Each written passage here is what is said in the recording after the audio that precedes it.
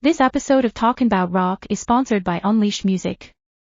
Drawing on years of experience, contacts, and partnerships, Unleashed Music is uniquely positioned to platform, develop, and realize the vision of artists of all genres.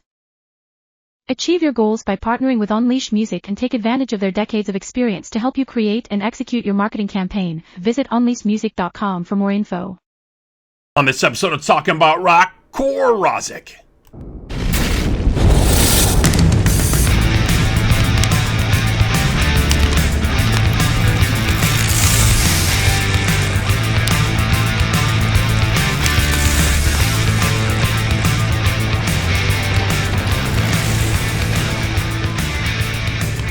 Talking About Rock, sponsored by School of Rock, North Buffalo, where they're making musicians every day. Hello and welcome to this episode of Talking About Rock. I'm Rob Edwards. Here we bring you rock interviews from veteran and upcoming artists. Subscribe on our YouTube channel to stay up to date.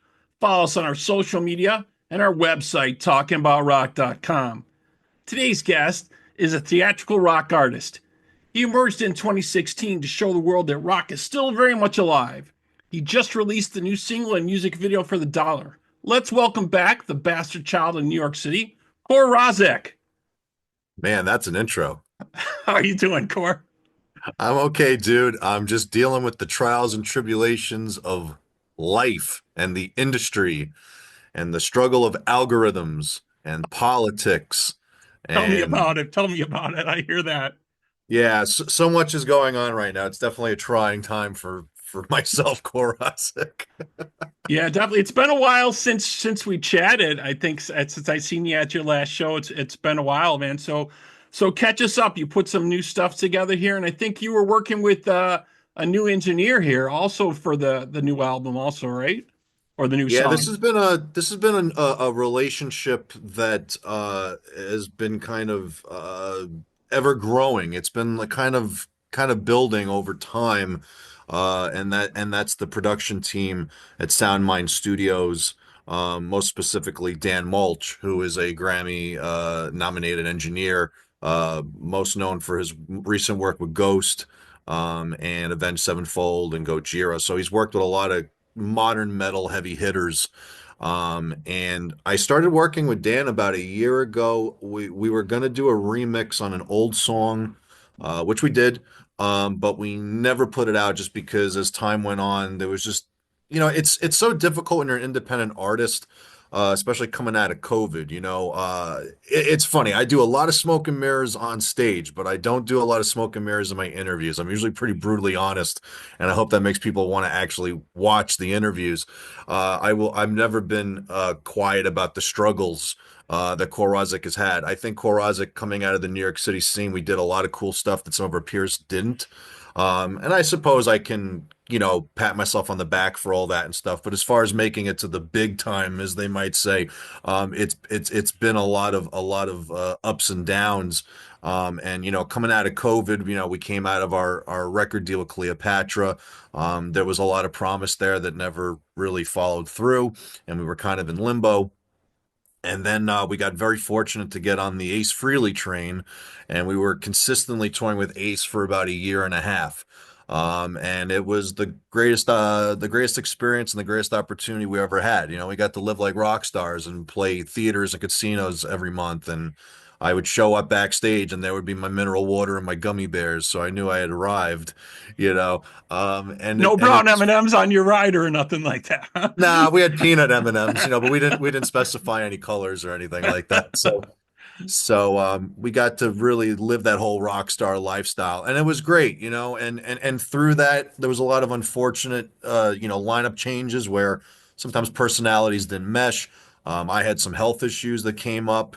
When it rains, it pours, you know what I mean? So it was just one of those situations, but we kept treading on, but through all those changes, the band still wasn't really coming together to help me foresee my vision of what I wanted to do.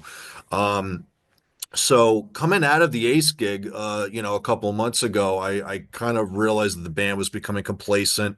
Things weren't getting done. I felt like I wasn't able to make decisions on things because I was trying to make it a democracy and make it a true band setting, which as I realize now, most fans did see it as a band. They didn't just see it as myself, which is a struggle that I'm working on right now.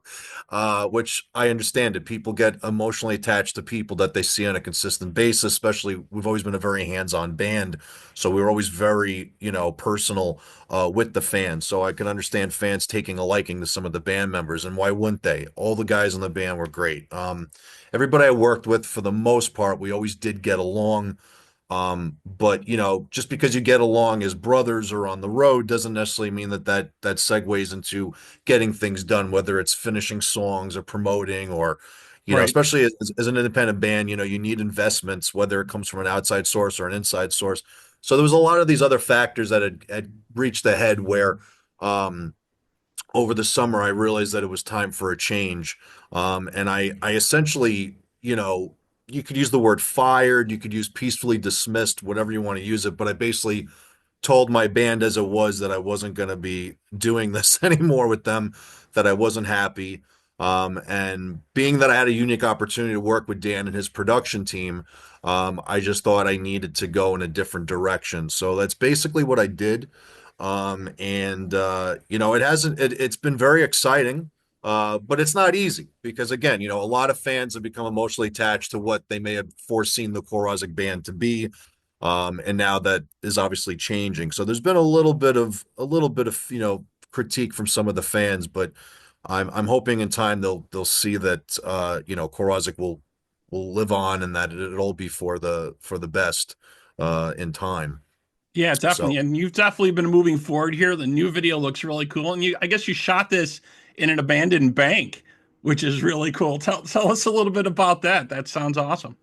yeah, that was really cool. I have some, ties to the Pittsburgh scene, and even though I'm not from Pittsburgh, and I had this unique opportunity to have access to an abandoned bank. And ironically, I knew about this place for quite some time, but I didn't really think much of it because at the time in my head, I was like, well, to get the whole band to go out there, it's going to be a whole thing. So Right. we'll have to just figure something out more local to New York or whatever. But I had done a test shoot there just for fun, and I thought it looked cool. And when I spoke to my marketing team, who also did my music video, and I showed them those shots, they were just like, "Yo, man," they were like, that location is just too money to like not use. And they're from Boston, and they were willing to drive from Boston to Pittsburgh to meet me down there to do it. So it's kind of this very like unfortunate, ironic thing that with me kind of saying goodbye to the band as I was actually able to just go down there and do this cool video with my crew on one day. I did a 14-hour one day, and just got it done. Whereas with the band, there would have been a lot of moving variables, and we probably wouldn't have been able to really pull it off. So it was ironic that when the team had suggested me doing this, that basically I was saying goodbye to that band. So I was able to kind of put it together very quickly once I didn't have to worry about certain variables. But I think it came out great. And it's funny that we're filming this right now in real time because now I can also talk about more dumb politics that the video was doing well respectively, but realistically, in this modern day age, it's all about algorithms and it's all about ads. Whether you're a small band or a big band, everybody has to do paid marketing to push your product forward. It's just the reality. I don't know whether people Right. realize that or not, but that's just the truth. And I just made a post today. If you haven't seen the video much, it's because YouTube basically flagged us because there's shots of me with the bloody hand, which is really the blood money. YouTube has flagged that. So now the video that is now going to be known as the director's cut. And later this week, we're putting out a more tame version, which will then get the full promotion and marketing Uh, that the video should have gotten from Jump Street, which is really like sad because I'm trying to do something where people can see now with the new music that there is some substance behind it, that there's a bigger message. But I'm also trying to toe that line between not being like too offensive or edgy, but still a little edgy. And the littlest thing of having a bloody hand was flagged by YouTube. It's like I'm not beating anybody up, I'm not killing right. anybody, Right. and it got flagged. So that's been another like annoying thing that I've been dealing with for the past like week. Some people notice that I seemed a little down on social media this week, and that's why, because we're just trying to put our best foot forward here, and I shouldn't be surprised at this point because like it just seems like that's core Rozzik. I have the best luck and the worst luck at the same time, so I shouldn't be surprised that this would happen to me. But that is a real thing. So that's something that's going to be happening this week. We're going to have a new version of the dollar to put out. Okay, well, we're going to play the current version of it, and YouTube be damned. So we're going to do it anyways. And if we get flagged, we'll just circle back and we'll put the other one on here if that's what we need to do. But Sure. let's take a quick break and check out the track and the video for the dollar. And we're right back here with Core Rozzik on Talking About Rock.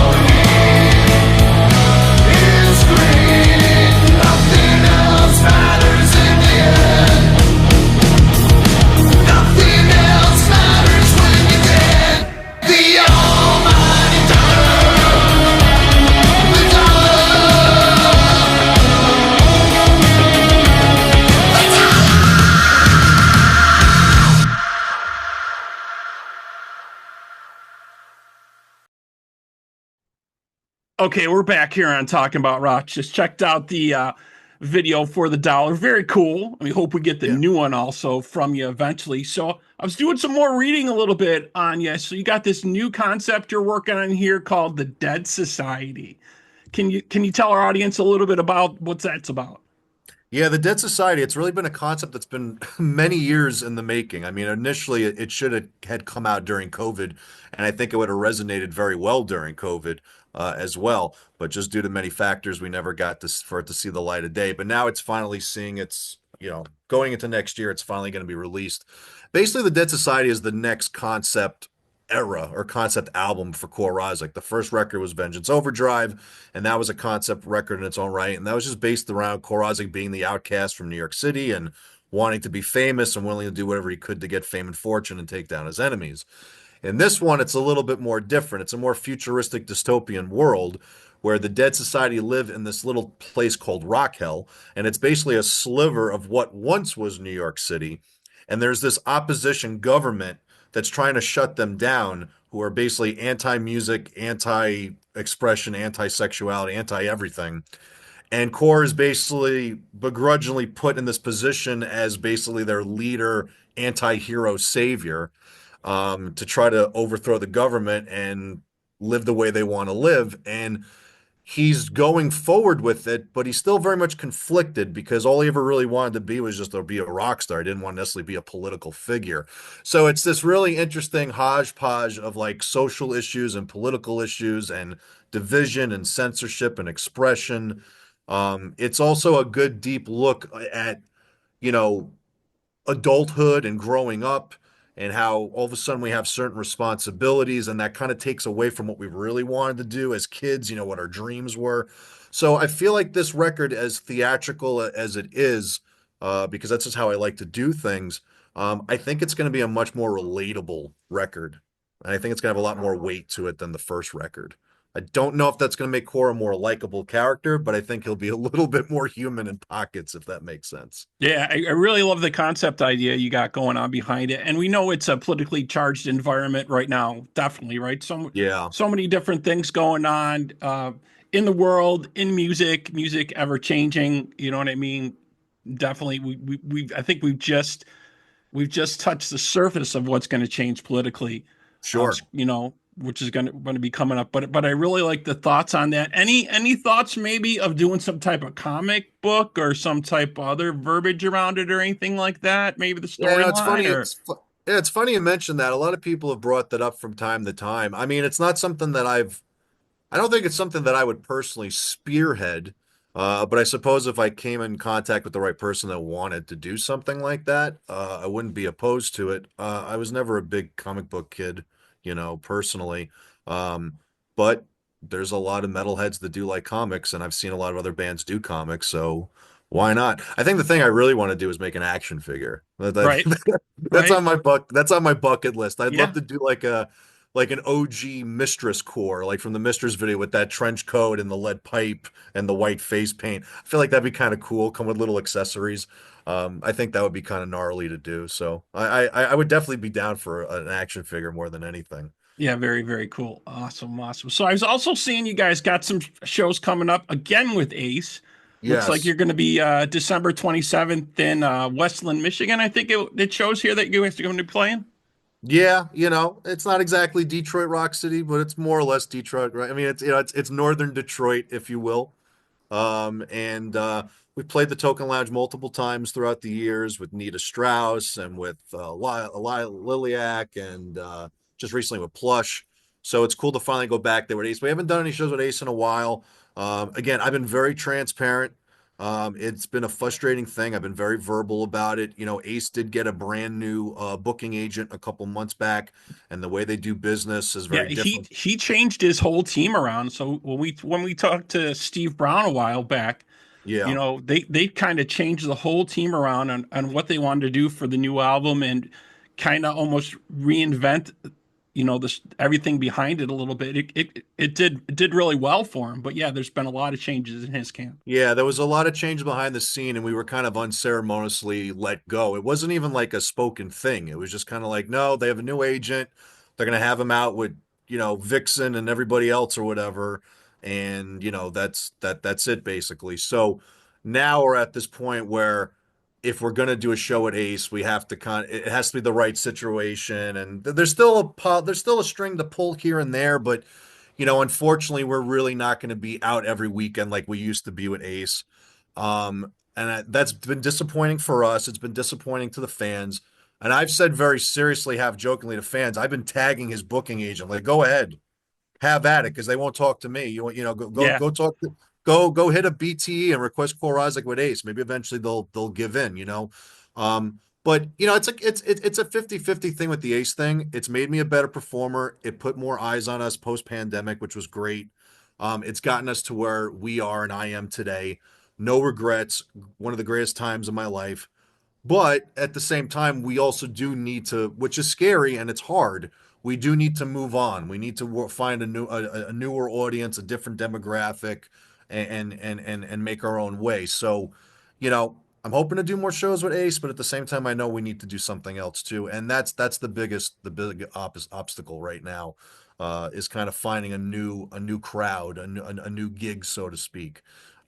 So that's just the reality of the business. But I always tell fans, if they really want to dig deep on the internet, it's public knowledge of the booking agent is go ahead, request us. Maybe right. they'll do something about it. Yeah, you guys did a fabulous job when I saw you. I think was it a couple years ago at one of the casinos, I think in Niagara Falls. You Yeah. guys were opening for Ace, and everyone I spoke to, they weren't familiar with you, but like this band was great. They loved your show, and so did I. So yeah, definitely hope you to see you do some more dates with that. And like you said, you kind of reinvented yourself at this point. You know what I mean? Going forward. So, new album, next album is that going to be Dead Society? Is that going to be the new album coming out? Yeah, 100%. And we just released the dollar, and it'll get a slight facelift in the near future. But I just finished recording 3 new tracks. So that's 4 tracks.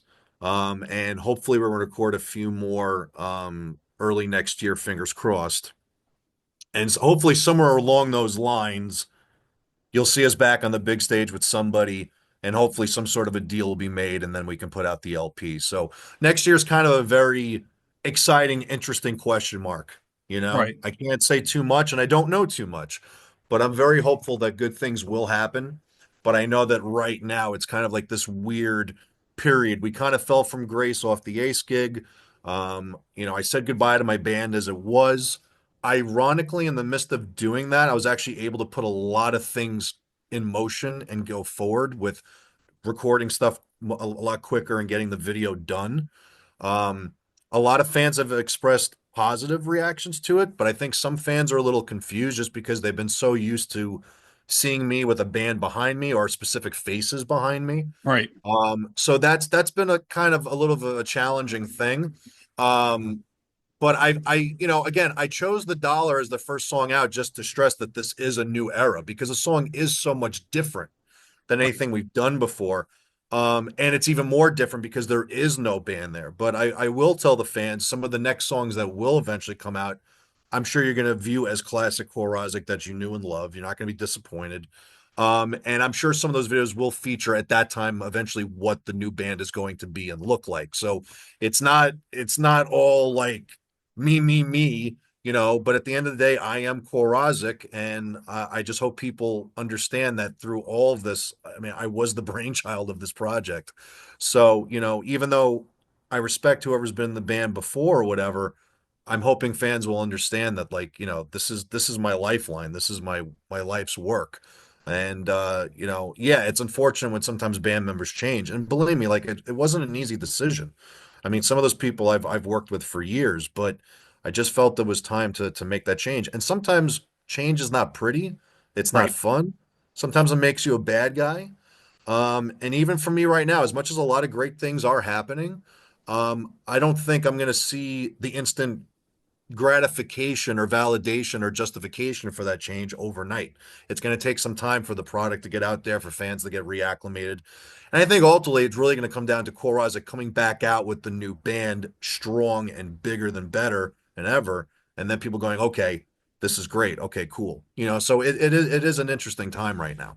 Yeah, very, very cool. And we look forward to the rest of your tracks and the new videos for all that. And folks definitely can check out CoreRozzik.com for more info. I know you'll be posting more dates on there soon. Very, very cool, man. All right, well, that wraps up this episode of Talking About Rock. I want to thank today's guest, Cor Rozzik, for being with us. Thanks to our sponsors, School of Rock North Buffalo and Unleash Music. And to all our listeners and viewers, let's keep the torch alive and support live music wherever you are. Cor, again, man, thanks. Thanks, brother.